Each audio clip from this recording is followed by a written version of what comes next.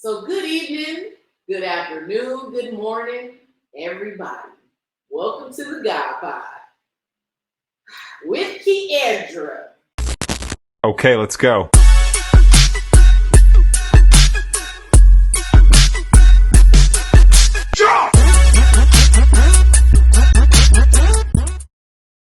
Don't know who else to be with, but yeah.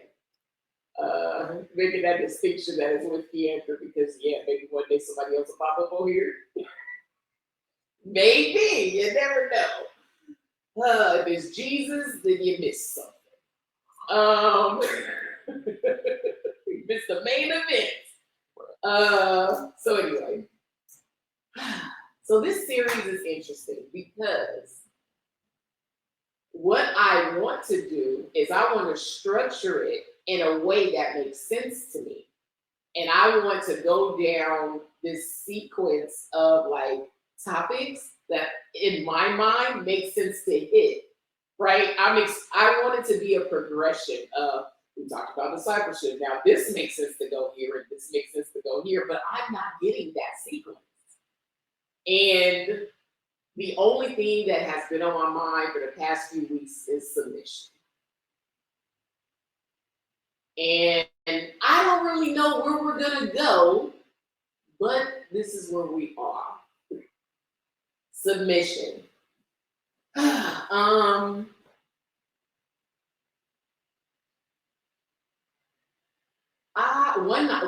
night I had a dream. And in my dream, I was walking through a doorway and I was like an application, like a job application.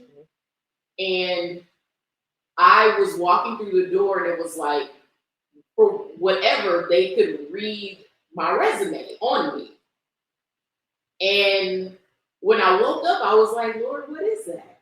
And he was like, that's submission. And I'm like, okay, you gotta break this down to me because I don't understand. It's a mystery. So the way that the Lord broke it down to me was he showed me how we normally view submission. And it is usually the yielding to someone that has more authority than you, right? That has a rule over you. You submit to them. But that process of submission is you sort of like turning yourself in to that person or to that entity. You are bringing your body to that person and you're giving them, you're yielding authority. You are relinquishing your hold on your own person. And so when I was thinking about the dream, I'm like, well, why was I a resume? Like, why was I not just presenting myself, but also I was exposed? Where the doorway I came in, it was like, you know how you can't, I don't know if y'all dream, but sometimes in my dreams, I may not see people, but I know people are there. So I'm gonna just say, why did the people, even though I didn't see anybody, there was a presence. So I'm like, well, why were these people fully aware of like everything about me? And one of the things that happens when you submit, there's no way to partially submit. You either submit or you don't. You cannot partially submit to anything. So when you submit, you not only present yourself, but you open yourself up for investigation and for probing. So when I came into this room, because I said yes to being in this place, I also said yes to be exposed. And so there was like an awareness of who Keandra was as a person fully. There was a vulnerability in that. And I felt exposed. Like, I mean, I don't want to be graphic, but just imagine coming to a place and it's like you're completely disrobed and, just up for up for scrutiny. And so I think the struggle with submission when it comes to God is that we are used to the scrutiny and the critique of man that we assume God is going to nitpick us apart. We assume that God is going to be crude about it, or he's going to be, what's the word? Inconsiderate about it. But God is not like that. Everything that he does it in a way that doesn't ruin us in the process. So, if you have pride there, he doesn't come for it in a way that humiliates you or tears you down. Like, it's never in a derogatory way, right? It's never to be derogatory. It's to come in. Let me fix that. You submit it, you're up for inspection. Imagine taking your car to the auto shop and saying, hey, I know I brought it in here to do this diagnostic, but don't touch the radiator. Don't touch the brakes. Well, we can't do a proper diagnostic then. So if you don't fully submit, you can't go through proper deliverance. You can't go through salvation properly. You can't go through sanctification. You can't be purified properly if you don't submit. You got something you want to say? You're talking. Okay. So we're talking about submission. And we're in this series, Discipleship in Marriage.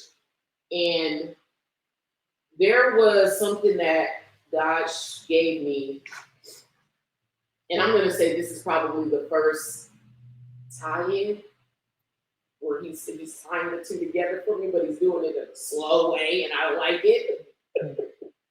But the first one was in discipleship and in marriage, the desire is to please the other. And that's Ephesians 5:25. And the other one is they become one flesh.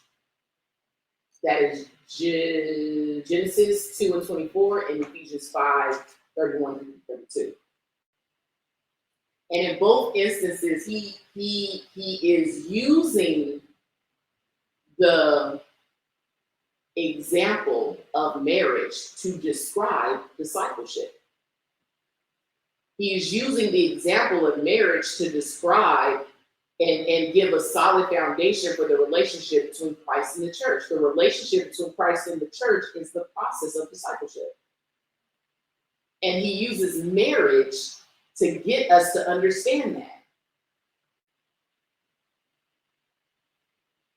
I feel like you want to say something. I think I'm just happy to be here. Like, come on. I feel Jesus-y. Come on, bro. I'm going to turn to it. Just so I can read it. Let me see. What did I say? Let's go to the desire is to please the other. Ephesians 5:25.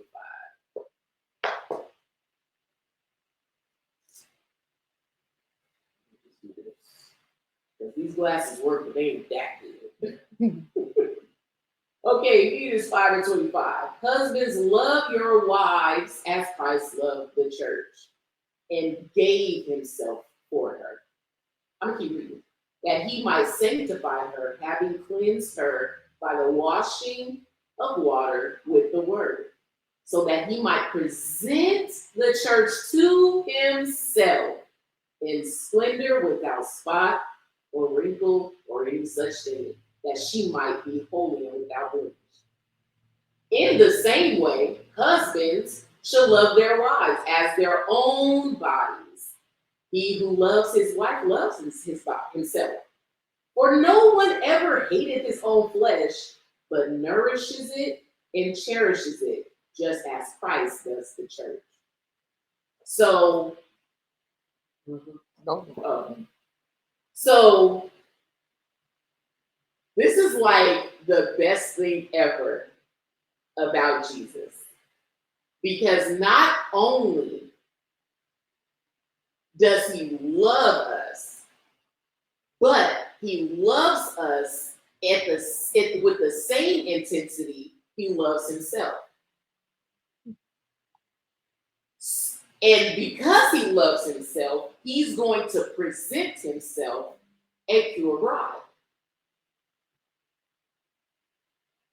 So the example of love, literally, God is love. We see the perfect unity of love in the Godhead between the Father, the Son, and the Holy Spirit. We see that unification. We see that example of love. We see that oneness. And so Christ is, with that same intensity and capacity, is loving the bride. If you're going to become one flesh with me, I am going to do the work and nourish you and cherish you into perfectness, into maturity, into a perfect bride to present to myself. You are choosing your partner, and when you choose that person, you are, as a man, loving them into a place and nourishing them and ministering them to a place that suits you. You choose your partner based off of compatibility and needs that you need as a person, right? Some people do go out and choose their partners to say, I'm gonna get this type of person, I'm gonna get a non-confrontational person because I want to be the one that be the, whatever. Okay, do it that way if you want to. It might not work. But if you choose a partner based on strengths and weaknesses, right? What do you offer? What can I glean? How can you teach me? How can I learn from you? How can I grow with your presence? That's the sort of relationship Christ has with the church. We are being matured into a perfect bride for him. We are being instructed and taught in such a way that when he presents himself with the bride, it is exactly what he desires in his bride. It's not according to, I'm trying to get this, so I don't gotta, it's not the way that the world would go about putting partnerships together. So yeah, I had that thought when I was reading that. That came to my mind when people would say that, like when guys would say that. This is stupid, but they had bad intentions, right? But what it say? No man hates himself. So there's also like a outlook going around that having a standard or having a certain level of self-respect is worldly. Yeah, so people that are very old-fashioned, yeah, y'all got this stance, y'all stance too high, whatever. But Christ has a standard, and he has self-respect, and he's not going to accept any old bride. He's not about to accept any old thing. So, ladies, gentlemen, if you're looking, you're actually in a righteous mindset when you say, I'm not going to be accepting anything. I'm not going to become one flesh. If we're looking at the example of Christ in the church, I'm not about to bind myself for eternity with just any old thing. It needs to be suited to me. And so Christ is creating a bride that's suited for him.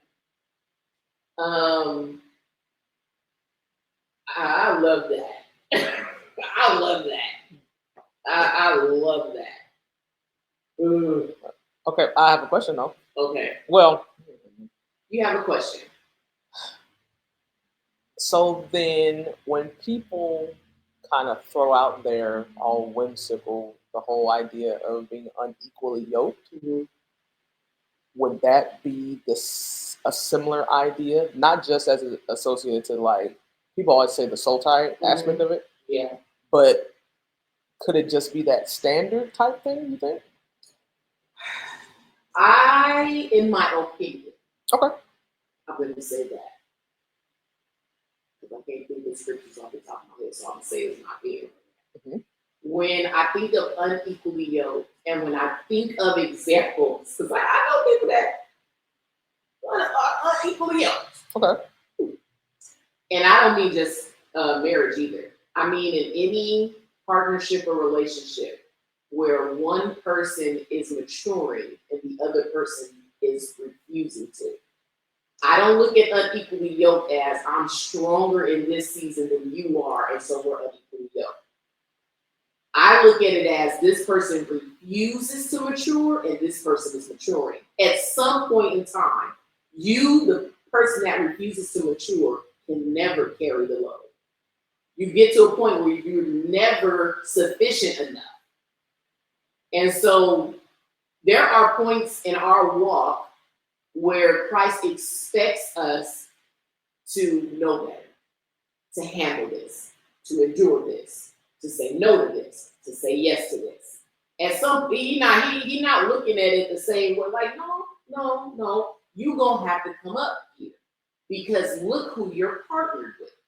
You're partnered with Christ. So you got to come up if you want to stay in that covenant with me. So that's how I look at unequally yoked. It's not necessarily because everyone has, when we're looking at the partnership with us and man, right? Mankind and mankind. Let me make that distinction. So human with humans. We have strengths and we have weaknesses. We have things that we're really good at, things that we're really bad at. And so you want those partnerships and those relationships to complement each other in that way. If I know if I'm shy, usually a shy person tends to gravitate towards people that are social. They're like, oh, I'm gonna take you to the party. Because if I go alone, I ain't gonna be able to survive. Somebody that's not that friendly usually will take the person that's super bubbly, like, help us out. Same thing with physicality. If I know I can't lift 50 pounds, I'm gonna get the guy that can lift 50 pounds so that you can pull the weight that I can't, that I'm incapable of pulling at this time. So yeah, that's what I would say with unequally yoked. You can't refuse to mature. You can't refuse to adapt. Because Christ is always moving. And he's always revealing. There's always a mystery, right? There's always something more to him. So you have to be able to adapt. What if in the last season he was asking for the fast? And then in this season, you're like, you fasting up. I ain't asking for the fast. I'm asking for this over here. I want you to start, sacrificing more. The fast ain't gonna cut it in this season. Sacrifice will. So, and we'll try to make that fit. Well, fast is a sacrifice. No, I won't. But it's, it's you got to figure out and adapt to what God is asking for and requiring, because different seasons require different things. Different blessings require different things. Like you gotta adapt. You gotta be flexible. Like Pastor Derek, you gotta be flexible in God. Verse 30. Because we are members in his body. Therefore, a man shall leave his father and mother and hold fast to his wife, and the two shall become one flesh. This mystery is profound.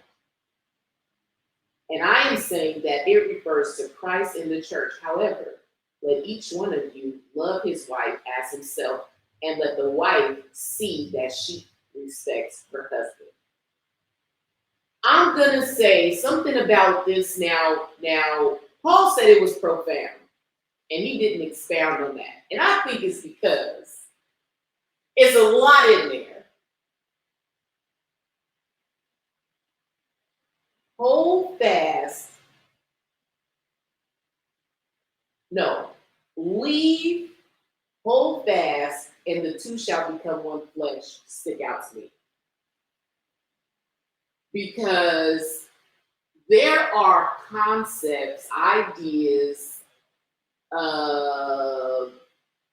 just opinions, thoughts that we have to forsake and leave where they are. And most of them come from uprooting. It comes from what your family did, done, and said, and taught. And we carry those traditions and ideas over into our relationship with God. So, for example, growing up, it was okay to fight. Fighting was perfectly okay. And I don't mean to, like, it was okay. Like, we didn't get in trouble if we got suspended for fighting. We didn't get in trouble if we got into a fight at the park.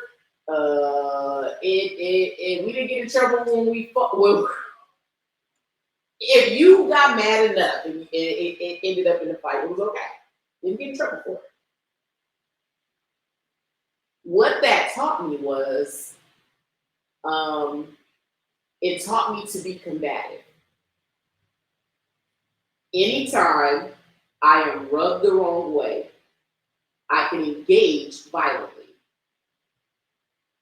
In Christ, you have to submit, not only to God, but to one another. So, when I am corrected, that rubbed me the wrong way. Now I'm combative. When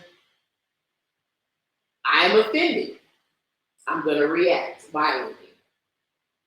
And that is not the character or personality of God, right? He is long-suffering and he is slow to anger. So those things I had to leave. And then I had to turn and had to take up what Christ had and hold fast. So we sometimes look at things and say, oh, I'll walk away from my mom and my daddy, but you don't walk away from what they taught you. You say, oh, I don't got to obey you no more. I'll obey my husband. Or, I'm raising my own kids, but you implement certain traditions or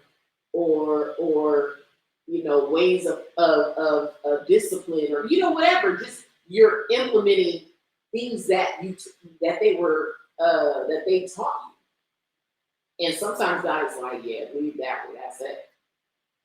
That's old. That's old man. That's old nature. Let me reteach you. Paul said, you have learned and seen. I had just read this in Philippians. You learned, you've seen, you heard. Now I need you to model after what's been exemplified. So in this relationship with Christ and the church, you can't mix in what your family does and what the world says is okay. And we do that. And we wonder why our relationship with God is not producing One thing about becoming one flesh is that there is a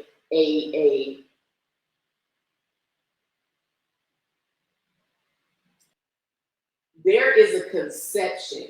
There we go. That was the word. There is a conception that happens when the two become one flesh. So Christ used an example of him in the church and marriage, right?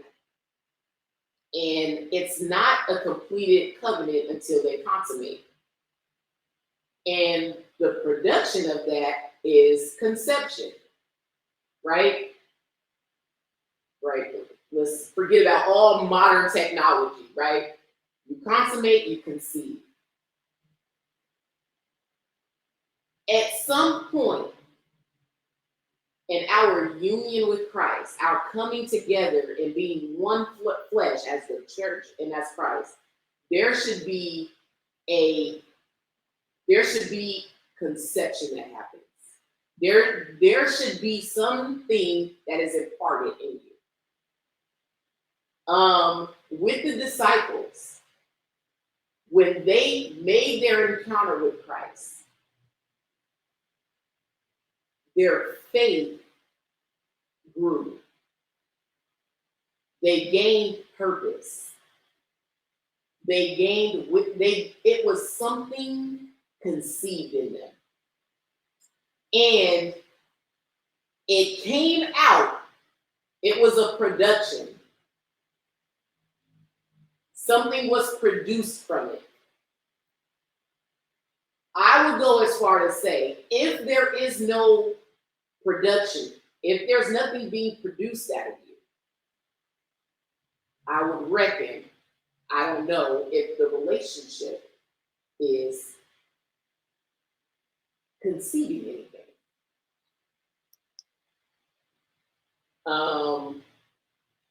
Because Christ is fruitful.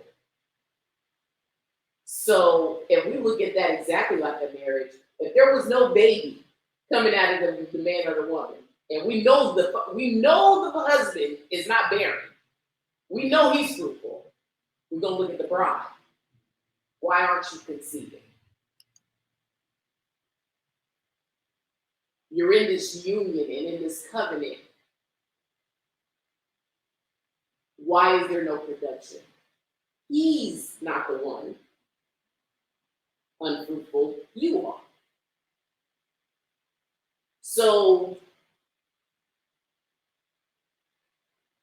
barrenness in the church is an indicator. When you see no church growth, when you see no revelation, when you hear no new testimony, when there is no anointing, when it's dry, when it's dead, when it's barren, no new souls, no new baptisms, no new infilling, no new life. That is an indicator that is somewhere you have decided that you have divorced yourself from Christ.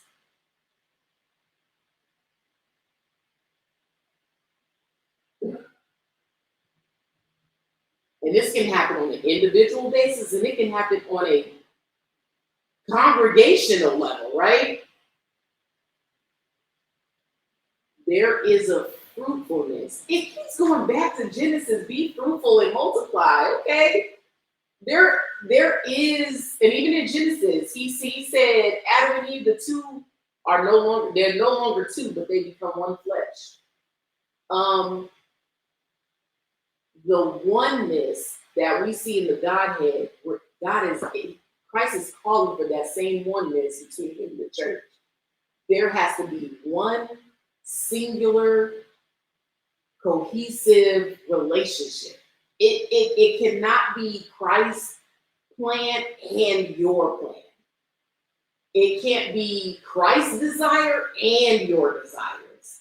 You're either taking on his likeness or rejecting it. There is no in between. We fool ourselves and thinking that we can do the in-between. We still keep I keep a little sprinkle of candor in there. And no result. There's no production. There's no fruit. Your little sprinkle leaven the whole month. Your little sprinkle, your little razzle dazzle ruined it. Your little razzle dazzle was sin. Because we have found out, right? Anything you do and Christ say not to do is sin. So that right, that's that level of maturity. It goes from, okay, I don't fornicate, I don't do this, I don't do that, I don't lie, right? It goes from that to, I said I don't want you to watch that anymore. And you do it anyway. It's sin.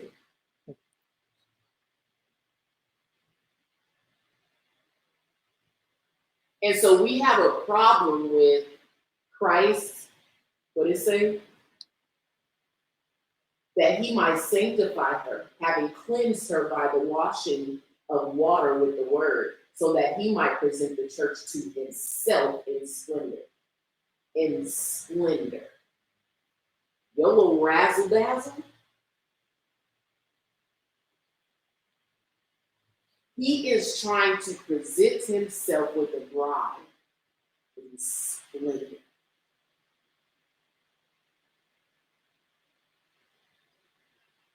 We have a problem with the stripping away. And you can't be made perfect and in his likeness and be the image bearer of Christ to the capacity he is requiring, trying to hold on to the things that he's saying. This is going to cause a problem. Keandra, at some point, you got to let go of that anger. It's going to cause a problem. It's going to taint everything you put out. It's going to affect our relationship. How will you receive when you have such wrath in your heart?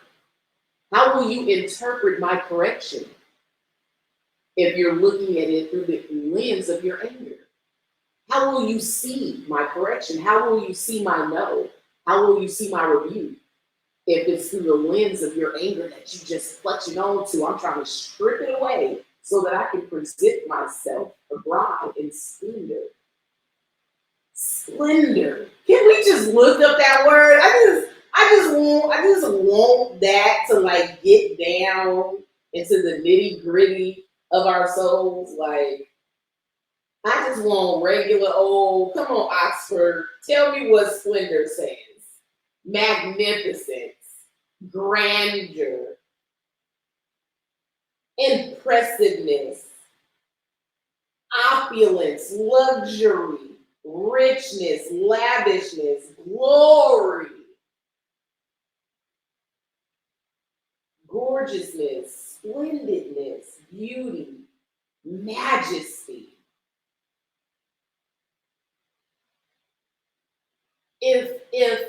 If the president of the United States, well, a different one, came on the scene and he had some bumpkin with him, we would be like, that's the first lady? But we want to present ourselves to Christ and say, yeah, Christ, this is good enough for your bride. This is the type of, can you imagine seeing your brother, your father, your nephew, your uncle waiting at the end of the aisle, and the woman that walking down the aisle coming with, she just looking like, this is me. This is who I am. You ain't gonna receive me. We want Christ to receive us as is. And we would think twice if we saw our brother or our nephew or our uncle or our father about to receive. That's who you marry. If even in the flesh we know better, why do we change the standard up for God? Why do we wrestle and resent God wanting a certain thing presented to him? I hear people, they have a problem with how God he says he's the Father, and I don't see how God would, he say he loves us and blah blah blah, whatever, and punish us for being who we are. I'm gonna tell you one thing. I used to tell my son, don't ever bring no F into my house. Right? Bring no what? F. An F on his report card. Oh, I was like, wait, what is that? Don't ever bring an F. A D is not acceptable. A C, I would only accept if it's an actual hardship for you to learn a concept. Some people just can't get math, right? But a C means you at least put in the effort. A D and an F, you didn't put no effort in. You didn't try. You gave up. And so if I, as a parent, in society say, girl, you ain't gonna do that. But if I was the parent saying, I'm not accepting anything less than an A, I would be doing too much. And so we look at God and say, God don't have the right to require a standard, to require prerequisites for us. Mm-hmm. And he's the creator of all. Mm-hmm. But me as a parent, you would stand behind me by saying, no, your children shouldn't be bringing in nothing like that. But God can't set a standard. We would say, nah, your husband, your wife shouldn't go out there doing X, Y, and Z. We can say we deserve this, but God can't say he deserves something.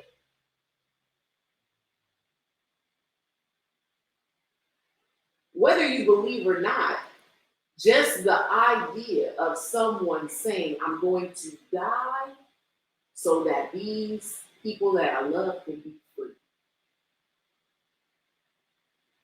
I would say that person has the right to require whatever they want out of me if you dying for a debt that I should have been paying.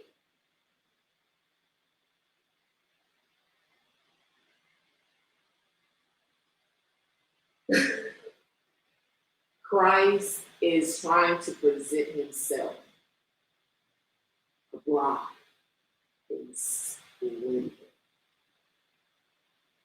I love that for me. I love that for me. I used to have a problem with the stripping away because it hurt. It's too much. It's painful. Sometimes if you want me to be too vulnerable, I don't like it. But if the end result is dwelling in glory and majesty, and the things you're taking away from me is already causing me a problem. That anger was causing issues for me. So me giving that up, it didn't cost me anything. It actually improved my life. A lot of the stuff that he'd be asking for, it improves our life afterwards. He said, let go of your pride. You want to hold on to it because you think it's helping you. And you realize it actually wasn't helping you. He said, let go of the fornication. You think it was doing something, but it actually wasn't doing anything for you. The cons outweigh the pros by far with sin in general. So even when he's coming for the TV show and the food and the coffee and even when he's coming for that stuff, when you look at it, it's like, well, it wasn't doing me no good. It wasn't doing me any good. It was tainting me. And he's washing, he's cleaning, he's sanctifying, he's purifying. He said, I don't want my bride coming down the aisle with spots and blemishes and wrinkles. And if we wouldn't accept that for ourselves, I don't see why we got a problem with God not wanting to accept that. That's really something to evaluate. The next time God is requiring you to forgive up something, ask yourself, why am I saying my current state is good enough for me? Because that's essentially what we're saying. Whatever where I am now is good enough for you. I'm not giving up anything else to be with you. And we really, because God did us a service by laying this example of the relationship between Christ and the church using a real life scenario between a wife and a husband. Imagine hearing your wife or your husband like, I'm not giving up nothing else for you. Imagine hearing that, and you're doing your best. You've given up, you've sacrificed. It's some women that decided to be stay-at-home moms to better their family. They gave up their dreams and passions. And then your husband be like, yeah, nah, I ain't changing nothing else for you. You're going to get what I give you. And that's what we essentially are saying to God. You're going to get what I give you.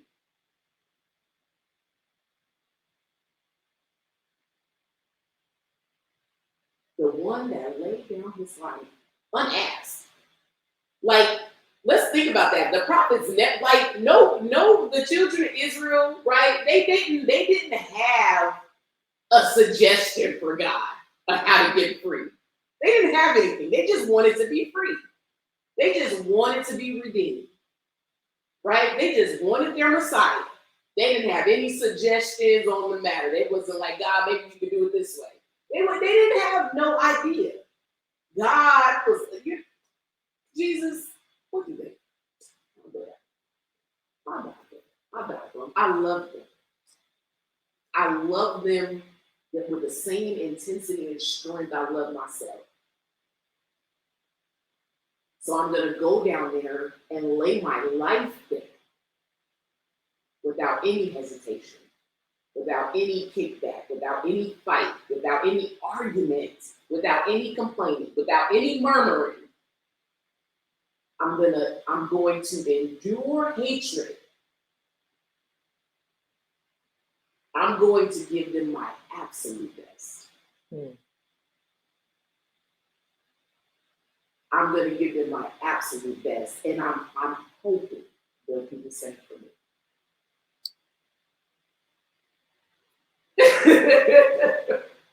That's all I got. That is what I have. I pray that something was said that would provoke you and rub you the wrong way. I hope something that I said agitated you enough to want to figure out, how can I get closer to God? And how can I give up more of myself for him? Because he deserves it. And you deserve it. Because Christ justified you. He justified you and he said, you know what? They deserve it. They deserve. He justified us and said we deserve to share in glory with him. He said that. That's what he said. You deserve it. You deserve the crown. You deserve the inheritance. You get a piece of it. It's yours too. Love yourself enough to allow God to create you into his bride. Love yourself enough to see that you are worth it. You are worth the sacrifice. Yeah. So I pray that this was, good. I really do. Yeah. Thanks for watching. I appreciate the support, the love. I be seeing y'all in the comments and y'all be sharing and y'all be liking. Share. I don't care if you subscribe. Subscribe. It'd be nice if you do. But share. I care about the shares. share. Continue the conversation. You know what? If y'all have something that you want me to touch on in this series, put it in the comments. Let me know, and I'll take it to prayer. And yeah, I'll take it in prayer and see what God says. But thank you guys for watching. Love you. Bye. Not pressing the button yet. Oh, just in case. Leave that. Look, don't move that. Okay, that was so good. All right. Yeah. I feel like it was how long? That was. Ooh, good time. Not bad. That was only 52 minutes. Good. And the first few minutes we were just kind of. Yeah. Yo. I didn't know what was going to come out of me. I thank you, Holy Spirit. Oh, I thank you. Because I didn't know what I was about to say. It turned into something. Follow me, praise the Lord.